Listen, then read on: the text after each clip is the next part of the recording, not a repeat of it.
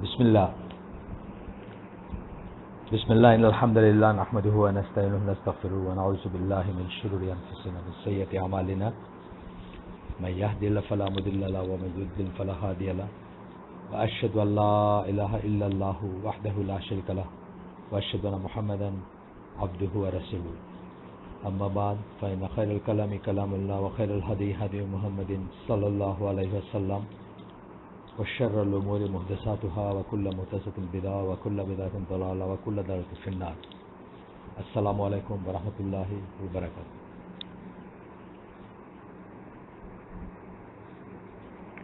আমরা গতদিন যেখানে শেষ করছিলাম তারপর থেকে পড়ব জাস্ট একটু পেছনের কথা বলার আছে সেটা হচ্ছে যে আমরা একটা আমরা যে চ্যাপ্টারটা আমরা যা পড়তেছি এখন এই যা পড়তেছি এইটা হচ্ছে আপনার মানে এটার ব্রডার হেডিং যদি আমরা বলি যে এটা কি নিয়ে আমরা পড়তেছি তাহলে আমরা দেখছি যে বেসিক প্রিন্সিপালস নিয়ে আমরা পড়তেছি আমরা আগেই বলছি যে বেসিক প্রিন্সিপালস নিয়ে আমরা পড়তেছি আপনার আকিদা আহলে সুন্নাত জামাত আকিদার বেসিক প্রিন্সিপাল বা বেসিক মৌলিক মূলনীতি যদি আমরা বলি শুনতে একটু কেমন লাগে মৌলিক মূলনীতি নিয়ে আমরা পড়তেছি বেসিক প্রিন্সিপালস অফ আকিদা অফ আহলে সুন্নাত ওয়াল জামাত এটা হচ্ছে ব্রডার হেডিং যেটা তার ভিতরে আমরা আপনাদেরকে বলছি যে 11টা চ্যাপ্টার আছে 11টা চ্যাপ্টারের ভিতরে প্রথম চ্যাপ্টারটা আমরা ইচ্ছা করে খুব বেশি একটা করি নাই সময় দেয় নাই বা মোটেও সময় দেয় নাই হয়তো কারণ এটা হচ্ছে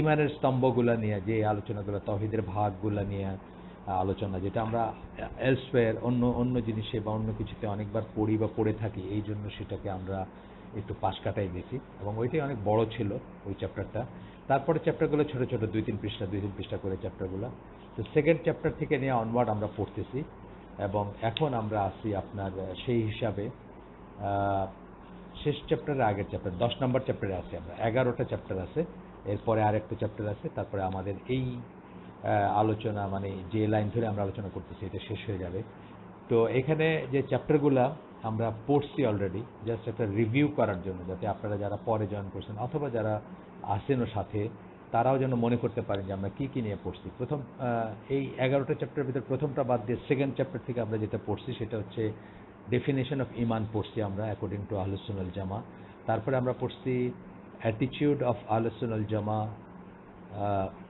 টুয়ার্ডস ইস্যু অফ তাকফির মানুষকে কাফের প্রতীয়মান করা অথবা কাফের ফতোয়া দেওয়া এইটার ব্যাপারে আমাদের অ্যাটিটিউড কি এটা আমরা পড়ছি আপনাদের যদি মনে থাকে আমরা বলছি যে এটা আমাদের সাবজেক্ট না আমাদের বিষয় না আমাদের কমন ফোক যারা কমন মাস যারা তাদের তো কোনো ব্যাপারই না এটা এবং বিশেষ বিশেষ ব্যক্তি আলেম এবং রাষ্ট্রযন্ত্রের ব্যাপারে এটা তারপরে 4 নম্বর চ্যাপ্টারে আমরা পড়ছি 2 হলো ডেফিনেশন অফ ইমান 3 হচ্ছে তাকফির সংক্রান্ত ব্যাপার 4 নম্বর হচ্ছে আল্লাহ যে সমস্ত ওয়ার্নিং দিচ্ছেন আমাদের এবং যে সমস্ত প্রমিস এবং ওয়ার্নিং সেগুলোয় বিশ্বাসটা আমি আমার অনেকের সাথে শেয়ার করছি এই ফিলিংটা নতুন আমার ফিলিংটা মানে এই বোধ বা অনুভব বা রিয়েলাইজেশনটা বলতে পারেন নতুন যে ক্রাইস্ট চার্চের ঘটনাটার পরে আমি চিন্তা করতেছিলাম যে কেন এই ঘটনাগুলো হচ্ছে বা ঘটতেছে বা এই যে সারা দুনিয়ায় যে একটা টেনশন মুসলমানরা যে একটা ব্যাকফুটে একটা বাই ডিফল্ট একটা আসামি অবস্থা কাচুমাচু চেহারা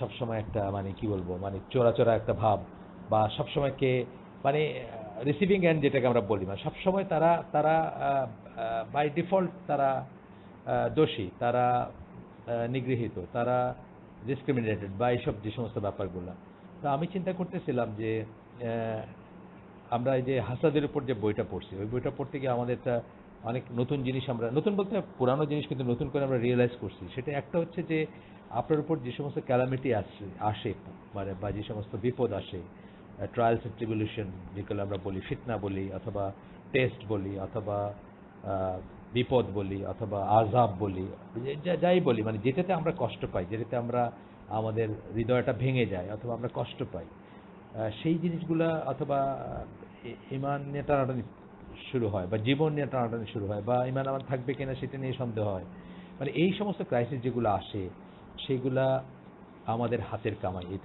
এটাও কিন্তু বিশ্বাসের একটা অংশ আল্লাহ কোরআনেই বলছেন ক্যালামিটিস যেগুলো সেগুলো তোমাদের হাতের কামাই যেগুলোকে ক্যালামিটি বলা যায় আযাব গজব বা আপনার বলা যায় কি বলে পানিশমেন্ট বলা যায়, বা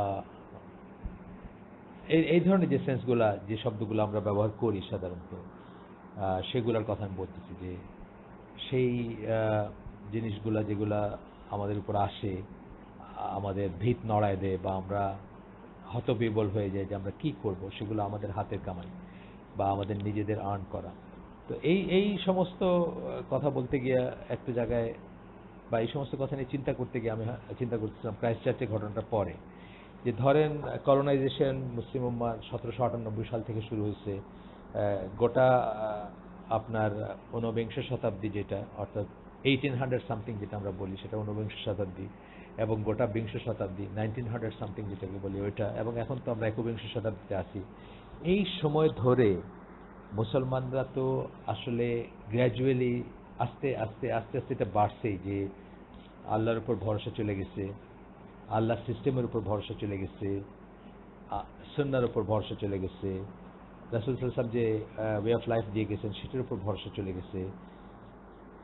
উল্টা দিকে কি মনে হয়েছে যে ওয়ার্ল্ডলি ব্যাপারে তো বটেই, ফিলোসফিক্যাল লেভেলে কাফেররাই সঠিক বা বিশ্বাসীরাই সঠিক, তারাই তো উন্নতির শিখরে আছে, তারাই বাড়ি গাড়ি সব দৌড়াইতেছে, তাদেরই সব সাকসেস, তাদেরই সব মানে এই যে মেটেরিয়াল চোখে দুনিয়াটাকে দেখতে শুরু করে আমরা তাদেরকে এক ধরনের মেনেই নিছি যে তাদের সবকিছু সঠিক। এবং তার উল্টা দিকে আমরা কি করছি, আল্লাহর সমস্ত ওয়ার্নিংগুলা বা আল্লাহর সমস্ত প্রমিসগুলোকে আমরা পায়ে মারায় গেছি, শুনতে যত খারাপই লাগে। যেমন ধরেন, জাস্ট একটা আয়াত আমি বলি, যে সূরা সূরা নিসার 97 নম্বর এবং 98 নম্বর আয়াতে আল্লাহ বলতেছেন যে যারা, আপনারা যে কোনো ভালো একটা তাফসীর পড়ে দেখেন, আমি আপনাদেরকে কমনলি যেটা পাবেন সেটা আমি বলে দিচ্ছি, যেখানে একদম খুব স্পষ্টভাবে পাবেন, সেটা হচ্ছে সৌদি আরব থেকে নোবেল কোরআন নামে যে ইংলিশ শর্ট শর্ট তাফসির বলা উচিত না, মানে শর্ট ফুটনোট আছে এবং ট্রান্সলেশন বলা উচিত এটাকে, যেটা হাজিদেরকে দেওয়া হয়, ইংলিশ স্পিকিং হাজিদেরকে দেওয়া হয়, অথবা আপনারা কিনতে পারেন বা দারুস সালামে পাওয়া যায়। এখন এটার তফসির বাইরেছে, দারুস সালাম এটার তফসির বাইর করছে, কিন্তু অরিজিনালি বইটা এক খণ্ড ছিল।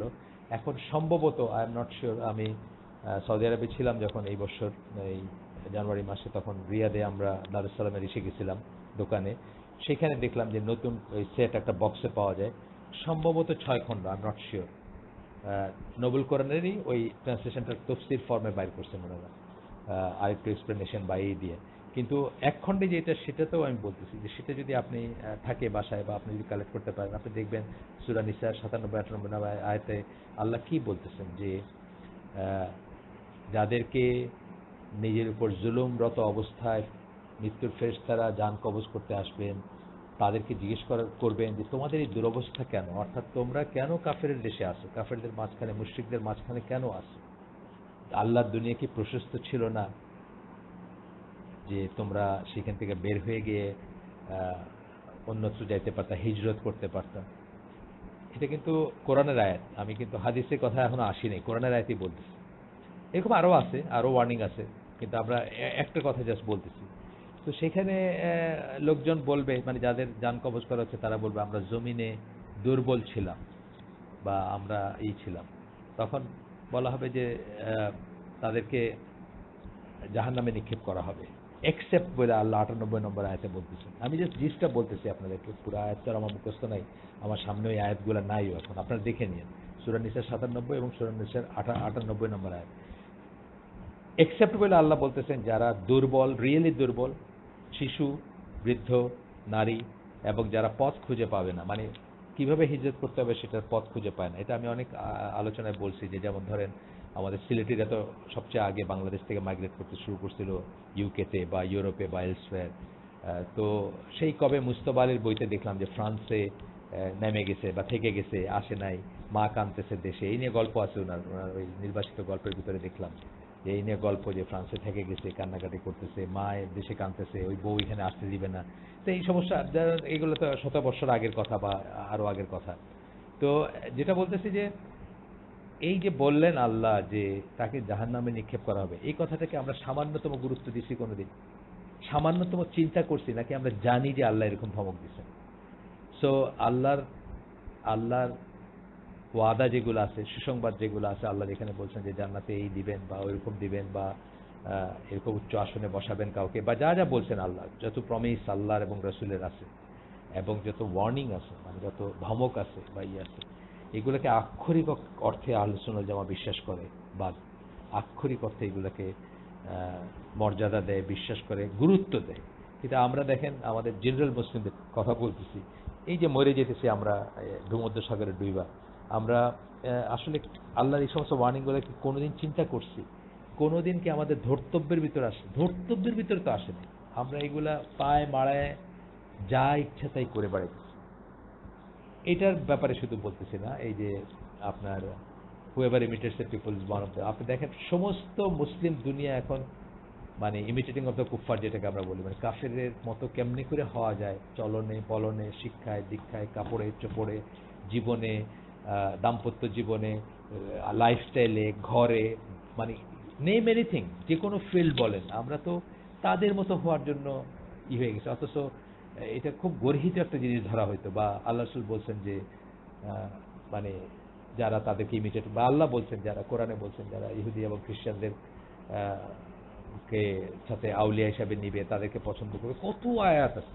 আমাদের কাছে এই ওয়ার্নিংগুলোর কোনো মানে নাই, আর সেটারই মূল্য পরিশোধ করতেছি আমরা, ক্রাইস্ট চার্চে হোক অথবা এলসওয়্যার, যেখানে যেখানে আমরা পদদলিত, নিগৃহীত, ঘৃণিত, ডিসক্রিমিনেটেড, সেখানে কিন্তু আমরা সেটারই প্রাইস পে করতেছি। তো এই যাই হোক, এর পরের চ্যাপ্টারটা ছিল 4 নম্বর চ্যাপ্টার। আমার অনেক কথা বলে ফেললাম সাইড লাইনে। 4 নম্বর চ্যাপ্টারটা ছিল belief in the text which contains promises and warnings, যেগুলাতে মানে প্রমিস মানে আপনাকে একটা কিছু ওয়াদা করা হচ্ছে যে এটা দেওয়া হবে আপনাকে, অথবা ওয়ার্নিং, ধমক দেওয়া হচ্ছে যে আপনার এই শাস্তি রয়েছে। আমরা তো দুইটার কোনোটাতেই আসলে বিশ্বাস করি না সেইভাবে যেভাবে করা উচিত। 5 নম্বর হচ্ছে ফ্রেন্ডশিপ অ্যান্ড এনিমিটি, কায় আপনার বন্ধু হবে, কে আপনার শত্রু হবে, সেটা নিয়ে আমরা ডিটেলস আলাপ করছি এটা আগে। 6 নম্বর চ্যাপ্টার ছিল কাররামানিয়া, আউলিয়া যারা, আউলিয়া মানে ওয়ালির প্লুরাল আউলিয়া, আল্লাহর আউলিয়া যারা, অর্থাৎ আল্লাহর যারা ফ্রেন্ড, আল্লাহর যারা নিকটবর্তী, যারা যাদেরকে আল্লাহ পছন্দ করেন, তাদের যে কাররামা, যেটা অর্থাৎ তাদেরকে যে বিশেষভাবে সম্মানিত করা হয়েছে কিছু সরি কিছু সুপার ন্যাচারাল ফিট অথবা সুপার ন্যাচারাল মানে কর্মকাণ্ডে তাদেরকে সম্মানিত করা হয়েছে, যেটা সবাইকে দেওয়া হয় নাই, তাদেরকে বিশেষই দেওয়া হয়েছে। আমি উদাহরণস্বরূপ বলছিলাম ওমর রাদিয়াল্লাহু কথা, যে ওমর রাদিয়াল্লাহু আনহু শত শত মাইল দূরে তার জেনারেলদেরকে ফ্রন্টিয়ারে যুদ্ধের মাঠে ডিরেকশন দিয়েছেন, এইখান থেকে, মদিনা থেকে, ক্যাপিটাল থেকে। এই যে দিলেন ডিরেকশন, এটা একটা বিশেষ গুণ। এটা উনি অ্যাচিভ মানে চেষ্টা করে অ্যাচিভ করেন, আল্লাহ তাকে দয়া করছেন, দিয়েছেন এবং তাকে সম্মানিত করছেন। এবং এটা ওনার ইচ্ছা স্বাধীন না, কখন হবে কখন হবে না সেটাও আল্লাহর ইচ্ছা স্বাধীন বা আল্লাহর হাতে রয়েছে। বাট এটা একটা সম্মানিত করছেন এটার মাধ্যমে। এইভাবে আল্লাহ আরো অনেককে করে থাকেন, সেটাকে আমরা কাররামা, এবং কাররামা আমরা বিশ্বাস করি। বাট কাররামা সম্বন্ধে যে ভুল জিনিসগুলো আছে বা বিদাতি কিছু চিন্তা ভাবনা আছে, বা জাদুঘর অথবা জাদুটনা করে জিন দিয়ে ভেলকিবাজি দেখায়, সেগুলো কাররামা মনে যেন না করি, সেই সমস্ত বিষয় নিয়ে আমরা আলাপ করছি। তারপরটা ছিল যে 7 নম্বর চ্যাপ্টার ছিল যে কিভাবে আমরা রুলিং ডেরাইভ করব, ফতোয়া বা ফিক কিভাবে ডেরাইভ করব, কি কোন কোন জিনিসকে আমরা মনে করি যে সেগুলা দলিল বা সেগুলাই, সেটা নিয়ে কথা বলছি। এবং এই প্রত্যেকটি জিনিসকে কেন্দ্র করে কিন্তু মুসলিম উম্মাহ বহু ভাগে বিভক্ত হয়েছে। এবং আপনারা রাসূলের সহিহ হাদিস অনুযায়ী জানেন যে তাদের ভিতরে কেবল একটি পথ বা একটি ভাগই সঠিক, বাকিগুলো সব জাহান্নামী বলছেন রাসূল সাল্লাল্লাহু আলাইহি ওয়াসাল্লাম। সুতরাং এটা খুব ভয়ঙ্কর একটা সংবাদ বা দুঃসংবাদ, এবং সেই জন্যই এগুলাই জানার ইম্পর্টেন্সটা এত বেশি, যে আমরা যেন ঠিকদের উপর থাকার চেষ্টা করি। 8 নম্বরটা ছিল যে মুসলিম লিডার যারা, তাদেরকে মানার ব্যাপারে আমাদের যে বাধ্যবাধকতা আছে সেটা। 9 নম্বরটা হচ্ছে আহলুল বাইত বা রাসূলের ঘরের মানুষ যারা, তারা কারা, তাদের সম্বন্ধে সঠিক আইডিয়া থাকা দরকার আমাদের। খলিফা যারা ছিলেন তাদেরকে কতটুকু সম্মান করব আমরা বা সেটার ব্যাপার ছিল। এবং সাহাবীদের ব্যাপার ছিল, যে সাহাবীরা আমাদের কাছে তাদের পজিশনটা কি। এই 9 নম্বর চ্যাপ্টারের পরে 10 নম্বর চ্যাপ্টারে আমরা এখন আসি, যে যারা উইমস এবং ডিজায়ার্স, হুজুক এবং হাওয়া, বা নিজের মনে যা চায়, ভাল লাগে যা, সেটা নিয়ে যারা সেটার অনুসারী যারা, অথবা যারা বিদাতের অনুসারী। বিদাত নিয়ে আমরা একটু বেশি সময় ব্যয় করছি বা করব আরও। আমি ভাবতেছি যে এই চ্যাপ্টারটা শেষ করে আরেকটা চ্যাপ্টারে যাওয়ার আগে বিদাত নিয়ে আমরা একটু বিস্তারিত আলোচনা করব। কারণ বিদাত হচ্ছে একটা কি বলবো, খুব ভয়ঙ্কর জিনিস এই জন্য যে বিদাতি যখন আপনি বিদাতে থাকবেন, আমরা সবাই কখনো কোনো ছিলাম হয়তো, বা আসি, বা থাকতে পারি এখনো। বিদাতগুলো কিন্তু আপনার চোখে সুন্দর লাগবে, আপনার মনে হবে আমি তো ভালো কাজ করতেছি, আমি তো কোনো খারাপ কিছু করতেছি না। এক রাকাত সালাতে শবে বরাতের রাতে আমি 100 বার কুল হু আল্লাহ পড়েই করছি, আমি তো আল্লাহর জন্য নিজেকে অলমোস্ট মানে কোরবানি করে দিচ্ছি। এই জন্য বিদাতটা ডেঞ্জারাস, যে বিদাতটা যারা করে বা যারা বিদাতে লিপ্ত থাকে তাদের কাছে জিনিসগুলো ভালোই মনে হয় আমরা তো ভালোই করতেছি। এবং আমার খুব ভয়ও লাগে নিজেকে। ওয়াইজা কিল আলাহুম লা তুফসিদু ফিল আরদি ক্বালু ইন্নামা নাহনু মুসলিহুন। আল্লাহ সেই কবে বলছেন যে যখন তাদেরকে বলা হয় যে দুনিয়ায় ফাসাদ সৃষ্টি করে না, তারা বলে আমরা তো ভালোই করতেছি, আমরা তো ভালোই করতেছি। ওয়ালাকাদ যায়্যানা, মানে এছাড়াও মানে অন্যান্য অনেক আয়াতে বলছেন যে তাদের চোখে তাদের ইটাকে সুন্দর লাগে, বা তাদের কি বলবো, তাদের কর্মকাণ্ডগুলোকে সুন্দর লাগে দেখতে। আপনি দেখেন বাংলাদেশে যারা যারা ইসলামকে ধ্বংস করতেছে বলা যায়, যারা সকল নারীবাদী, অথবা যারা এই সিনেমা, নাটক, গান, কবিতা, কলা গোত্রীয় যারা, তারা আসলে কি মনে করে? তারা মনে করে যে আপনি অন্ধকারাচ্ছন্ন একটা গুহার ভিতরে আছেন, আপনাকে তারা আলো দান করতেছে। এই যে ওয়াইজা কিল লাহুম লা তুফসিদু ফিল আরদি, যখন তাদেরকে বলা হয় যে দুনিয়াতে ফাসাদ সৃষ্টি করে না, তারা বলে আমরা তো ভালোই করতেছি। আমরা যারা গে, যারা লেসবিয়ান, তাদের মনের কথাগুলোকে প্রকাশ করে মানুষের কাছে তাদের রাইট চাচ্ছি, আমরা তো ভালোই করতেছি। আমরা নারীদের অধিকার টু ডিভোর্স, অধিকার টু কি বলবো, মানে ঘর থেকে বাইরে হয়ে যাওয়া, অধিকার অফ স্ট্রিপিং অফ, মানে কাপড় তুলে ফেলা, আমরা তো ভালোই করতেছি, তাদেরকে আলো দেখাচ্ছি, এইটি তো বলে আসলে। যাই হোক, তো বিদাত নিয়ে আমরা একটু সময় ক্ষেপণ করব। এবং বিদাতের ভয়ঙ্কর দিকটা যেটা হচ্ছে যে আপনার বিদাতির কাছে বিদাত কিন্তু ভালোই লাগে বা ভালো মনে হয়। অনেক সময়ে সৎ কাজ করে বা সৎ কাজ করতেছেন, বা একটা ভালো কিছু করতেছেন, বা ভালো ইন্টেনশন নিয়েও কিন্তু মানুষ বিদাতে যুক্ত হয়। এইটার জন্য এটা অত্যন্ত ভয়ঙ্কর একটা জিনিস, যেটার ব্যাপারে এক্সট্রা সাবধানতার ব্যাপার আছে।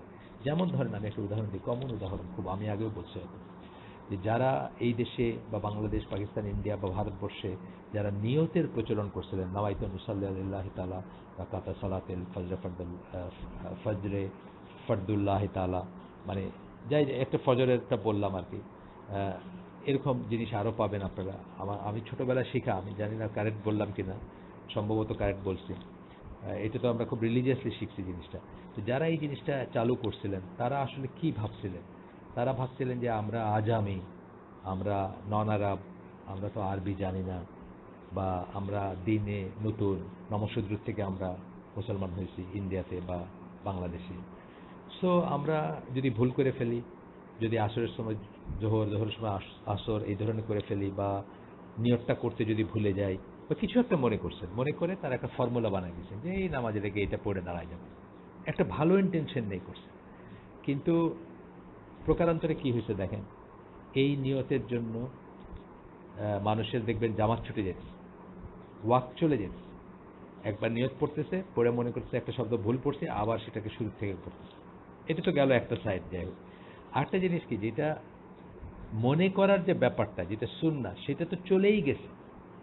মনে করার কোনো ব্যাপারই নেই এখন পড়ার ব্যাপার, নিয়ত পড়া, এখন নিয়ত করা না, নিয়ত মানে ইন্টেনশন ভিতরে আনা না, সেটা হচ্ছে এখন পড়াতে চলে আসছে।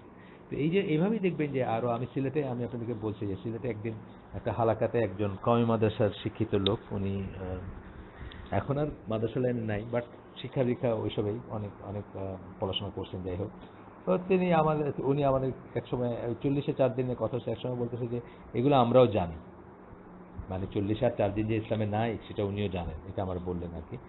আমরাও জানি এগুলো, কিন্তু আমাদের আলেমুল আলমারা কেন এগুলো চালু করছেন? আমাদের এই নমশূদ্র থেকে মুসলমান হওয়া হিন্দুরা লাবড়া খাইতে, শ্রাদ্ধ হইলে মানে হিন্দুদের বাড়িতে চলে যেত, হিন্দুদের শ্রাদ্ধ সময় ওই অনেক রকমের কি সব মিক্স তরকারি বা মিক্সড ভেজিটেবলের কি সব খাওয়ায়, তো ওই সব খাইতে চলে যেত গরিব মানুষরা। সো আমরা বিকল্প একটা সিস্টেম বাইর করলাম যে আমাদের যদি 4 দিনের একটা আয়োজন করি আমরা মৃত্যুর পরে, 4 দিনের দিন যেটাকে চেহলাম বলে বোধহয়, না কি বলে, মানে চেহলামই তো বলে বোধহয়, আচ্ছা যাই হোক, তো কুলখানি বলে একটা চেহলাম বলে, এটা এটা বোধহয় কুলখানি বলে নাকি, আমি শিওর না এখন আর, সেরকম খবর না রাখতে রাখতে 4 দিনের কথাই বললাম আর কি। 4 দিনের দিন যেটা হয়, তো সেটা হলো আপনার, আহ, সেটা উনি আমাকে বলতেছেন যে আমরা এটা, আমাদের আলেমরা এটাই করলেন যে অন্তত তারা তো হিন্দুর বাড়িতে যাবে না, মুসলমানের বাড়িতে খাইতে আসবে, আর 40-এর একটা সিস্টেম করলাম যাতে একটু বড় করে গ্রামের মানুষে খাইলো বা এই খাইলো, এই তো ভালো কাজ, মানুষের খাওয়ানো ভালো কাজ না? তো এইভাবে বলতেছি যে সকল বিদাতি কিন্তু, আহ, বা অনেক বিদাতি, সকল বিদাত না হোক, অনেক বিদাতি যারা চালু করেন তারা হয়তো একটা ভালো ইন্টেনশন নিয়ে করেন।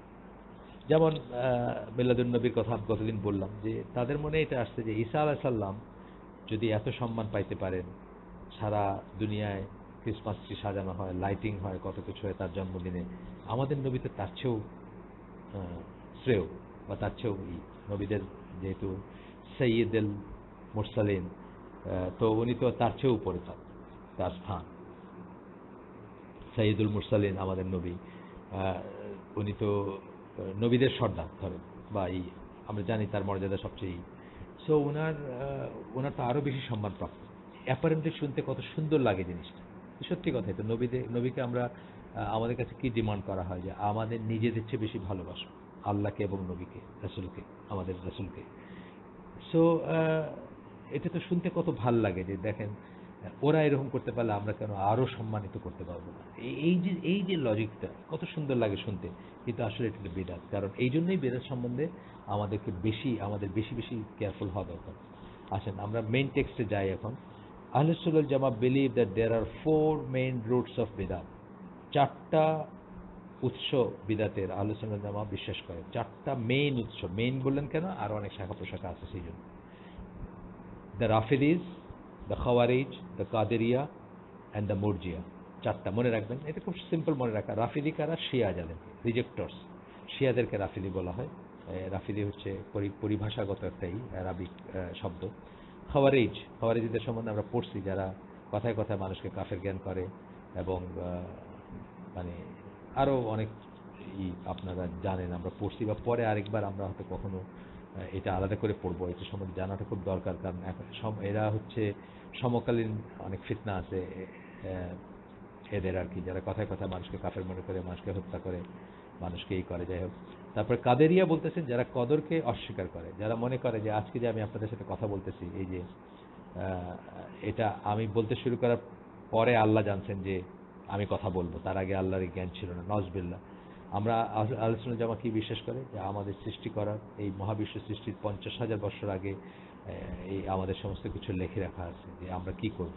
এটার মানে এটা না যে আপনাকে বাধ্য করা হয়েছে, তা না, কিন্তু এটা আরেকটা ডিসকাশন। তারপরেও বলতেছি আল্লাহ জানেন আমরা কি করব, কারণ আল্লাহর কাছে পাস্ট প্রেজেন্ট ফিউচার একসাথে এক্সিস্ট করে, এই হিসাবে আল্লাহ জানেন।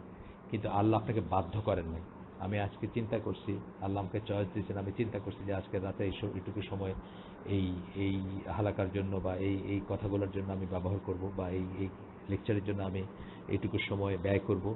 অ্যান্ড আল্লাহ সেটা অনুমোদন করছেন, ইয়েস, অনুমোদন অফকোর্স করছেন, এবং সেই জন্য আমি এটা করতে পারতেছি। এবং আল্লাহ মানে সব কিছু সৃষ্টির আগেই জানেন যে আমি এটা করব, বিকজ পাস্ট প্রেজেন্ট ফিউচার একসাথেই করে। আল্লাহর কাছে কোনো টাইমের নেই, টাইম বাউন্ড না আল্লাহ, এই টাইমের ভ্যারিয়েবল না আল্লাহ। সুতরাং আল্লাহ সবসময় জানেন, বা আল্লাহ সব কিছু জানেন এবং সবসময় জানেন। আমাকে জানেন, আমার কাজগুলা, আমার সৃষ্টিকর্তা আল্লাহ, আমার কাজগুলোর সৃষ্টিকর্তা আল্লাহ, আমার ইচ্ছার সৃষ্টিকর্তা আল্লাহ, আমার অন্তরের সৃষ্টিকর্তা আল্লাহ। সুতরাং সবকিছুর সৃষ্টিকর্তা আল্লাহ, এবং সবকিছু সৃষ্টির আগের থেকেই তিনি সৃষ্টিকর্তা, এবং সবকিছু সৃষ্টির আগের থেকেই উনি জানেন যে, আল্লাহ জানেন, উনি জানেন যে আমরা এই কাজটা করব বা করতে যাচ্ছি। আচ্ছা, সো 3টা বললাম, রাফিদি, খাওয়ারিজ বললাম, কাদেরিয়া বললাম, যারা কদরে বিশ্বাস করে না। এটা একটু একটু একটু কনফিউজিং মনে হবে যে কাদেরিয়া মানে তো কদরে বিশ্বাস করে না, উল্টাটা, যারা কদরে বিশ্বাস করে না তারা কাদেরিয়া। আর যারা কদরে বেশি বিশ্বাস করে, মানে আল্লাহ যেটুকু বলছেন তার চেয়ে বাইরে গিয়ে বিশ্বাস করে, অর্থাৎ আমার কোনো চয়েসই নাই, যারা মনে করে, তাদেরকে আমরা বলি জাবরিয়া বলি। এটাকে আর একটা সেক্ট, ইকুয়ালি ব্যাড সেটাও, যাই হোক। আরেকটা কি হলো মর্জিয়া বললেন। মর্জিয়া হচ্ছে যে আপনি একবার লা ইলাহা ইল্লাল্লাহ বলছেন বা আশহাদু আল্লা ইলাহা ইল্লাল্লাহ ওয়া আশহাদু আন্না মুহাম্মাদান আবদুহু ওয়া রাসূলুহু বলছেন, আর আপনার জীবনে কোনো চিন্তা নাই, আপনি আপনার ঈমান যাওয়ার কোনো স্কোপ নাই, এটা নাউজুবিল্লাহ, এটাও একটা ভুল সেক্ট। তো বলতেছেন যে এই চারটা হচ্ছে রুট অফ বিদআত, মানে এইগুলা থেকে স্প্রিং, মানে শাখা প্রশাখা গজায় গজায় সব বিদআত আসছে। আমাদের দেশে যেমন প্রচলিত বিদআতগুলো বেশিরভাগই দেখবেন শিয়াদের কাছ থেকে আসছে। মিলাদ বলেন, চল্লিশা বলেন, 4 দিন বলেন, মানে এগুলার রুট দেখবেন গিয়া ওই মাজার পূজা বলেন, তারপরে শবে বরাত বলেন, এগুলার রুট দেখবেন সব হচ্ছে ওই শিয়াদের থেকে আসা। 40-এ 4 দিন অফকোর্স না, মানে সেটা হয়তো স্যামালটেনিয়াসলি আসতে বা তাদের কাছ থেকেও আসতে পারে, আইডিয়াটা আমি জানি না আমার।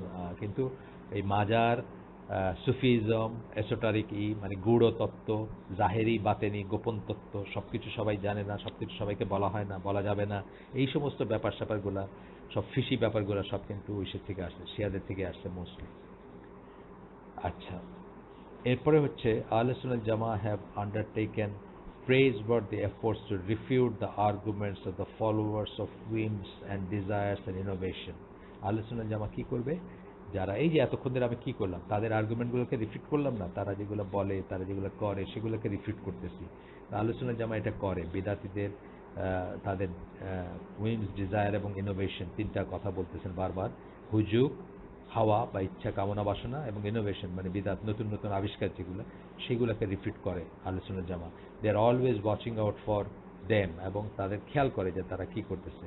And they have said a great deal about the people of বিদা, of which we will mention a few.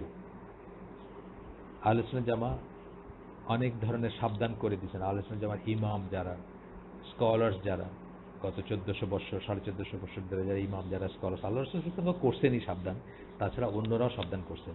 আল্লাহ রাসূল সাল্লাল্লাহু আলাইহি ওয়াসাল্লাম এই যে রোজ আমি যেটা দিয়ে শুরু করি, যেটাকে আমরা বলি খুতবাতুল হাজা, এখানে দেখেন না আল্লাহ রাসূল সাল্লাল্লাহু আলাইহি ওয়াসাল্লাম বলছেন ফাইন্না শাররাল উমুরি মুহদাসাতুহা, সবচেয়ে খারাপ যে কাজটা করতেছেন নতুন নতুন পন্থা উদ্ভাবন করা। কুল্লা মুহদাসাতিন বিদআ, সকল নতুন পন্থা হচ্ছে বিদআত বা পথ হচ্ছে বিদআত। কুল্লা বিদআতিন দালালা, সকল বিদআত হচ্ছে পথভ্রষ্টতা, দলালা। কুল্লা দলালাতিন ফিন্নার, এবং সকল পথভ্রষ্টতা আপনাকে কোথায় নিয়ে যাবে? জাহান্নামের আগুনে নিয়ে যাবে। এতে তো আল্লাহ রাসূল সাল্লাল্লাহু আলাইহি ওয়াসাল্লাম, এই শুধু এটা না, এই হাদিস না, অন্যান্য অনেক হাদিসে সাবধান করছেন। আর পরবর্তী স্কলাররা আমাদেরকে চোখে আঙ্গুল দিয়ে দেখা গেছেন যে কিভাবে কোনটা আপনার, কিভাবে আমাদের সাবধান থাকতে হবে, কিভাবে করতে হবে, এটা বোঝা গেছেন। যেমন একজন বলতেছেন এখানে, উনি হচ্ছেন তাজকিরা বাই ইমাম নাওয়াবী, একটা বইয়ের নাম বলতেছেন। এই বই থেকে একজন স্কলার, আপনারা হয়তো চিনবেন না তাকে, ইমাম আহমদ বিন সিনান আল কাত্তান, চিনবেন না আপনি তার কথা। আমি আমি নামটা খুব কমন না, সেই জন্য বললাম যে চিনবেন না। উনি বলতেছেন, ওনার একটা উদ্ধৃতি আছে, এখানে আমরা কিছু উদ্ধৃতি পড়ব। There is no innovator in this world who does not hate the people of হাদিস। এই পৃথিবীতে কোনো বিদাতি নাই যে হাদিসের লোককে ঘৃণা না করে। যারা হাদিস মানে এবং হাদিস থেকে দলিল নেয়, রাসূল সাল্লাল্লাহু আলাইহি ওয়াসাল্লাম ছাড়া আর কাউকে অন্ধ অনুকরণ করা সঠিক নয় বলে মনে করে, তাদেরকে ঘৃণা করে না, এমন কোনো বেদাতি পাওয়া যাবে না। কারণ বেদাতি তো অসুবিধাটা হচ্ছে ওইখানে। আপনি যখন বললেন যে একজন হাদিসের লোক কি বলবে, যে আপনি যে বলতেছেন নামাজের নিয়ত পড়তে হবে না, হয়তো নুসাল্লি আলাইহি, তাহলে আমাকে দলিল দেখান। দলিল যখন দেখাতে পারবে না, তখনই কিন্তু সে ঘৃণা করতে শুরু করবে হাদিসের লোককে।